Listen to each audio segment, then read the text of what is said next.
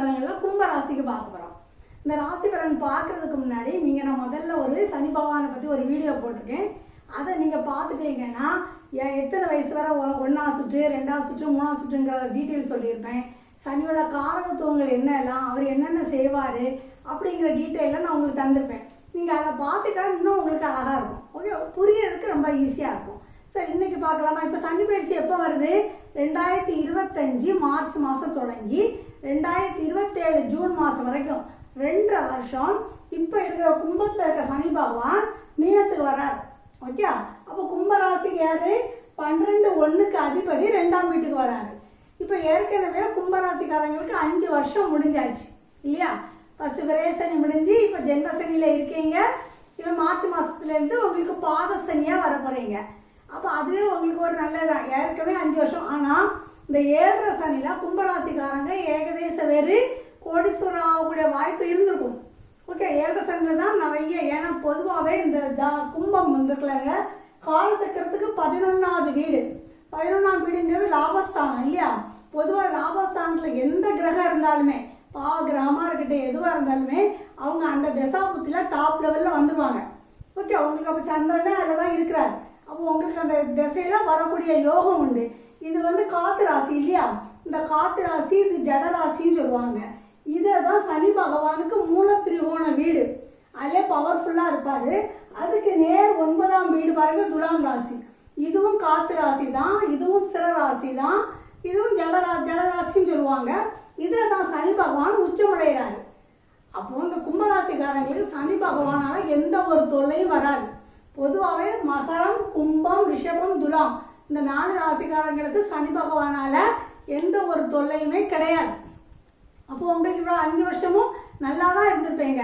இல்லை மேடம், நான் 5 வருஷமாக கஷ்டப்பட்டுட்டு இருக்கேன், கடைசியாக நல்லா இருக்கும் அப்படி கஷ்டப்படுறேன்னு சொல்கிறீங்கன்னா, எப்போவுமே இந்த கோச்சார ரீதியாக சந்திரனை வச்சு தான் நம்ம பலன் சொல்கிறோம். உங்கள் ஜாதக ரீதியாக உங்கள் லக்னத்துக்கு சனி பகவான் நல்ல ஆதிபத்தியம் வாங்கியிருந்தா டாப்பாக இருக்கும். புரியுதா? அப்போ சனி பகவானுக்கு யாரெல்லாம் பிடிக்காது? சூரியன், சந்திரன், செவ்வாய், ராகு, கேது பிடிக்காது. அந்த கிரகங்கள் உங்களுக்கு சேர்ந்து இருக்கும்போது அந்த கிரகத்தோட தசை நடக்கும்போது கொஞ்சம் கஷ்டங்கள் வந்துருக்கலாம். சரியா? கஷ்டம் வந்தாலும் நிவர்த்தி ஆகுதுக்கு நான் உங்களுக்கு சொல்கிறேன். நல்ல அற்புதமான பரிகாரம் சொல்கிறேன், அதையும் சேர்த்து பாருங்கள். ஆனால் மேக்ஸிமம் நீங்கள் எல்லாருமே டாப்பாக இருப்பீங்க. அப்போ இந்த மாதிரி அமைப்பு உங்களுக்கு இருக்கும்போது பொதுவாகவே இயற்கையாகவே இறைவனே உங்களுக்கு கொடுப்பார். நீங்களே போய் தேடி போகணுங்கிற அவசியமே கிடையாது. சரியா? இப்போ சந்திரன் சனி பகவான் எங்கே இருக்காரு? 12ஆம் அதிபதி 2, ராசி அதிபதி 2. இப்போ 2ஆம் வீடு பாத சனியாக வர்றாரு. அப்போ உங்களுக்கு இப்போ அதிகமாக என்ன வருதுமா? காலில் ஒரு முட்டு வலி வர்றதுக்கு வாய்ப்பு இருக்குது. முட்டு அதை கொஞ்சம் சுகர் பேஷண்ட்டாக இருந்தால் கொஞ்சம் பார்த்துக்கணும். சாப்பாட்டு விஷயத்தில் கொஞ்சம் கவனமாக இருங்க. ஓகே, இப்போ 12ஆம் அதிபதி 2ல் இருக்காருன்னா எப்படி தருவாங்க? அது என்னன்னா, இப்போ ஒருத்தங்களுக்கு நீங்கள் பணம் கொடுக்குறீங்க, பணம் கொடுத்தா பணத்தை கொண்டு போயிடுவான், அதை அவன் இறந்தே போயிடுவான். அப்போ அந்த பணத்தை வாங்க முடியாது. அது 12ஆம் அதிபதியே ஒரு மறைவு ஸ்தானம். அவர் காலச்சக்கரத்துக்கு 12ல் போய் இருக்கிறார். அப்போ உங்களுக்கு கொடுத்த பணம் கிடைக்காது. அப்போ நீங்கள் பணம் கொடுக்கும்போது என்ன மேடம் உதவி செய்யணும்னு சொல்கிறீங்க, ஒருத்தங்க கேட்டால் இல்லைன்னு சொல்கிறீங்க.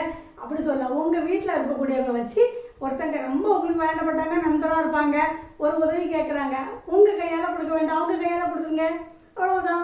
அப்படி கொடுத்து பாருங்கள், பணம் விரயமாகாமல் இருக்கிறதுக்கு வாய்ப்பு இருக்குது. அப்புறம் 2ஆம் இடத்துல வேற என்ன இருக்குங்க? வாக்கு. அப்போ நம்ம நிறைய என்னென்னா பேசியே பிரச்சனையை கொண்டு வந்துடுவாங்க.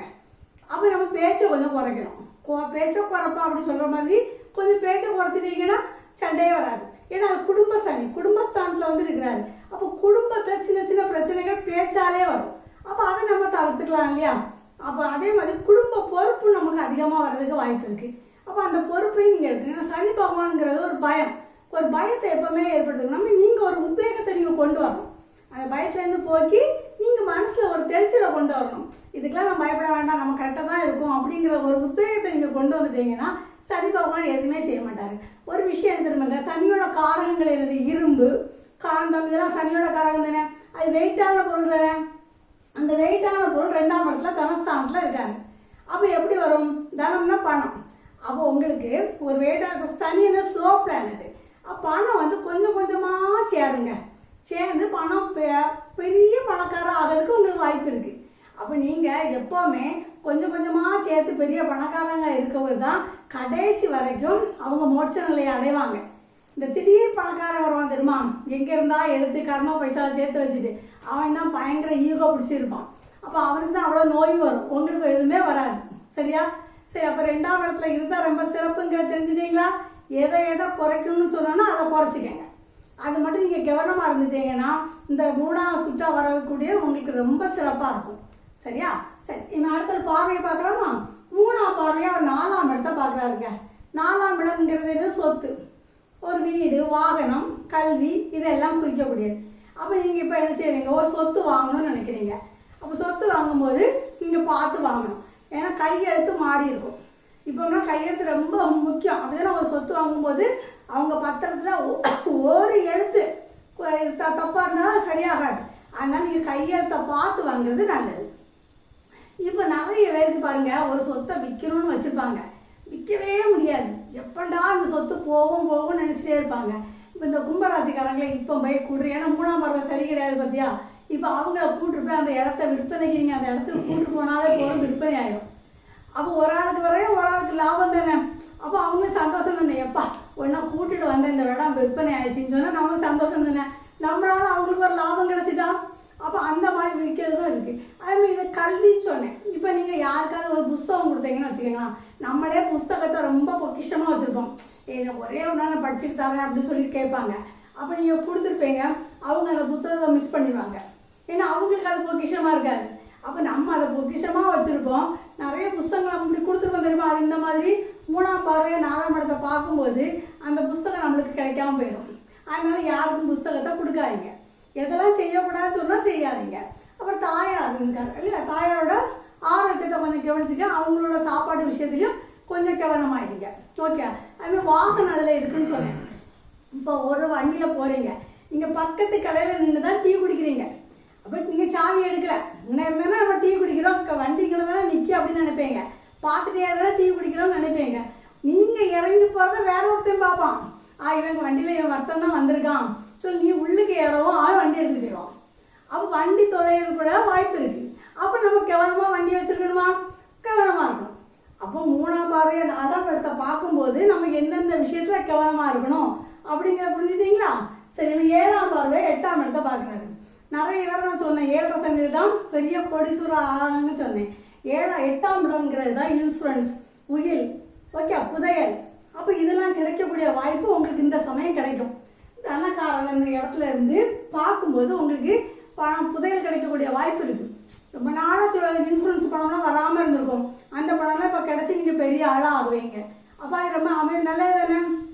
அதே மாதிரி பாருங்கள், 9ஆம் இடம்ங்கிறது யார்? தகப்பன் ஸ்தானம் இல்லையா. தகப்பன் ஸ்தானத்துக்கு நீங்கள் பாருங்கள், இவருக்கு சனி பகவான் இருக்க இடம் 6ஆம் வீடு, அப்புறம் இந்த வீடை பாருங்கள் 8, இந்த 12. அப்போ அப்பா ஸ்தானத்துக்கு அது 6, 8, 12 வருது. அப்போ அப்பாவோட உடல் ஆரோக்கியம் கொஞ்சம் சிக்காக இருப்பாங்க. ஒரு 76 வயசு தாண்டிட்டுன்னு வச்சுக்கோங்க, 3ஆம் ஹாஸ்பிட்டலில் அவங்க இருக்கும்போது அப்போ அவங்களுக்கு எப்படி இருக்கும்? மேக்ஸிமம் அவங்க நோயில் தான் இருக்கணும். எல்லாம் ஹாஸ்பிட்டலுக்கும் அங்கேயுமா போயிட்டு வருவாங்க. அந்த மாதிரி இருக்கக்கூடிய சூழ்நிலையே இருக்கும். ஓகே. அப்போ அந்த மாதிரி இருக்கும்போது நீங்கள் அப்பாவோட ஹெல்த்தை பார்த்துக்கணும். அப்பாவோட ஆரோக்கியம் தான் கொஞ்சம் உயிருக்கு கொஞ்சம் இருக்குது. மேக்ஸிமம் 76லேருந்து 82 வயசுக்குள்ளே அந்த மாதிரி இருக்குது. இல்லை மேடம் எங்கள் அப்பா எனக்கு 100 வயசு வரை இருக்கணும், நான் அப்படிலாம் என் அப்பாவை பார்த்துக்கிறேன் அப்படின்னு நினைக்கிறீங்கன்னா நீங்கள் என்ன பண்ண தெரியுமா? பரிகாரமாக ஒரு முதியோர் இல்லத்தை வச்சுக்கோங்க. முதியோர் இல்லத்துக்கு ஒரு உதவி செய்யுங்க. அதெல்லாம் முதியோர் இல்லத்தில் இருக்கக்கூடியவங்களுக்கு மருத்துவ உதவியை நீங்கள் செய்து கொடுங்க. உங்கள் அப்பாவோட ஆயுள் இன்னமும் நீடிக்கும். ஓகேயா? அந்த மாதிரி செய்கிறீங்களா? அந்த நேரத்தில் யாருக்குமே நான் உதவி செய்ய மாட்டேன் அப்படி இருக்கக்கூடாது. இந்த மாதிரி செய்யும்போது அப்பாவோட ஆயுளை நம்ம கூட்டிக்கலாம். ஓகே. சரி, அப்புறம் 10ஆம் பார்வையாக 11ஆம் இடத்தை பார்க்குறாரு. அப்போ 12ஆம் அதிபதி 2ஆம் இடத்துல இருந்து இதை பார்க்காரு. அப்போ இப்போ ஒரு 2ஆவது தொழில் பண்ணலாம் அப்படின்னு நினைக்கிறீங்க. அப்போ இந்த 2ஆவது பிஸ்னஸ் நமக்கு ரொம்ப வளர்ச்சியாக இருக்கிறதுக்கு வாய்ப்பு இருக்குது. 10ஆம் பார்வை சிறப்புங்க. சனி பகவான் 10ஆம் இடத்துல இருந்து பார்த்தோம்னா அந்த இடம் எப்பவுமே வளர்ச்சி தான். அப்போ தொழில் மூலமாக இருக்கும். அதேமாதிரி நண்பர்கள் மூலமாக ஒரு உதவி கிடைக்கும். மூத்த சகோதரன் மூலமாக உதவி கிடைக்கும். வெளிநாட்டு ஃப்ரெண்ட்ஸ்லாம் இருப்பாங்க, அவங்க மூலமாக உங்களுக்கு உதவி கிடைக்க வாய்ப்பு இருக்குது. அப்போ 10ஆம் இடம் நமக்கு ரொம்ப சூப்பராக இருக்குது. ஓகே.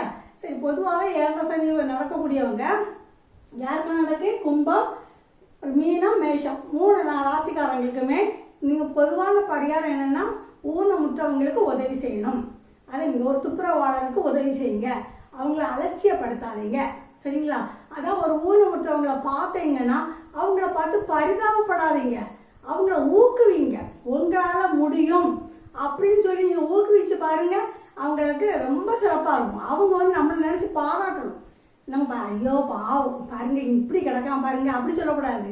நீங்கள் எங்கே ஒன்றால் முடியும்னு எழுப்பி விட்டு பாருங்க, நம்ம நல்லா இருப்போம். ஓகே, நாளைக்கு மீனராசிக்கு சந்திப்போமா? நன்றி, வணக்கம். அண்ட் இந்த வீடியோ உங்களுக்கு பிடிச்சிருந்துன்னா மறக்காமல் லைக் பட்டனை ப்ரெஸ் பண்ணிடுங்க. அண்ட் கூடவே இருக்க சப்ஸ்கிரைப் பட்டனையும் ப்ரெஸ் பண்ணிடுங்க.